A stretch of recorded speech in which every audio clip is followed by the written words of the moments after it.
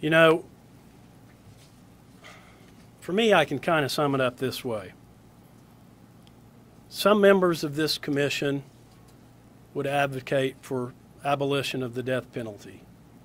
Other members of this commission are staunch defenders of the death penalty.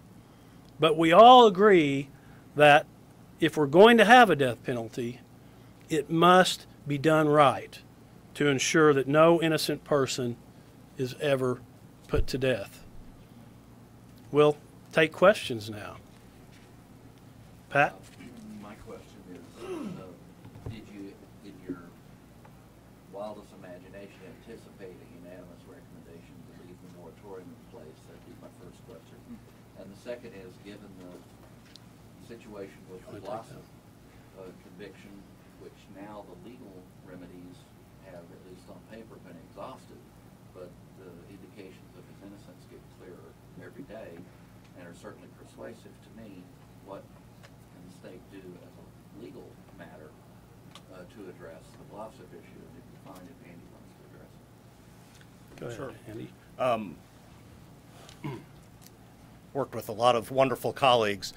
Am I surprised that we got a unanimous agreement? Honestly, not really, and especially after the year that we studied. And that's, to be sure, there were significant differences of opinion, and they were expressed clearly, and as one would hope. But on the moratorium, that was it was unanimous. It wasn't all that difficult to come to that conclusion. That seemed to be absolutely clear to all of us. Look, I'm not sure that it would be appropriate for us to comment on a specific case. There is the justice system. The justice system works in many ways, works well in many ways, and one hopes that before any executions take place, that, well, I hope, I should say, that before any executions take place, there will be significant reforms. I mean, there are cases are starting. We're at those beginning stages in some matters. We're at the end stages in other matters. I hope that our government leaders will take appropriate steps to reform the system to make sure that we don't have future problems with innocent people being executed. Did you look at the DOC's procedure of using midazolam or anything like that, or did you strictly look at, you know, up until you get the DOC custody? Yeah, no, we did look at the procedure at the Department of Corrections. We studied the grand jury investigation report, and we make a number of recommendations that specifically impact the execution process as well as DOC protocols. We agreed with the grand jury's recommendations with respect to the protocol. We also recommended, and I mean, we looked at various forms of execution throughout the United States, and we believe, based upon our comprehensive review, that the better protocol currently, and you know, best practices evolve over time, but the current best protocol is a one-drug barbiturate protocol rather than the three-drug cocktail that we have here in Oklahoma. Governor, of all the recommendations, what did you discover that you find most troubling about the way the death penalty is administered in Oklahoma?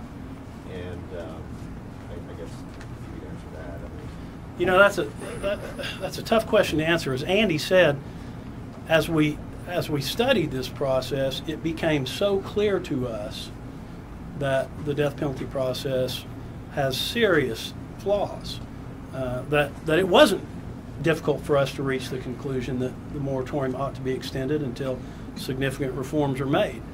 But I think the obvious answer to me is lack of resources, lack of funding. If you look at the various defense council organizations, whether it's OIDS or Oklahoma County or Tulsa County Public Defenders, I mean, they are just overwhelmed with felony cases. They don't have enough attorneys. They don't have the funding that they need, especially in death penalty cases, to hire investigators, to hire experts. And I think for a lot of us, you know, and I think this, frankly, is a conservative viewpoint.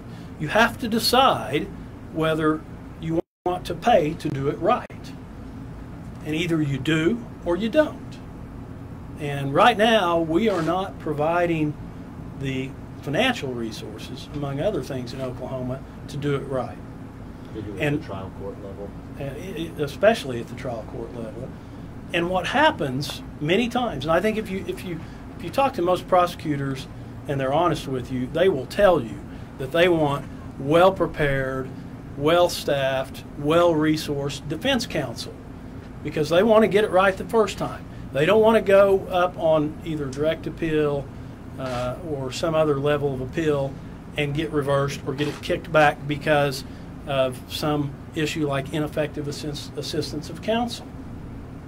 I don't know how many of you saw the 60 Minutes report this weekend, Sunday, but I would recommend that you watch that because they detail this exact same problem in another state, and they've had just horrific results. And you know what happens is you may get innocent people on death row, and we know we have in Oklahoma because since we reinstated the death penalty in Oklahoma in 1977, we've had 10 people exonerated from death row because they were later found innocent.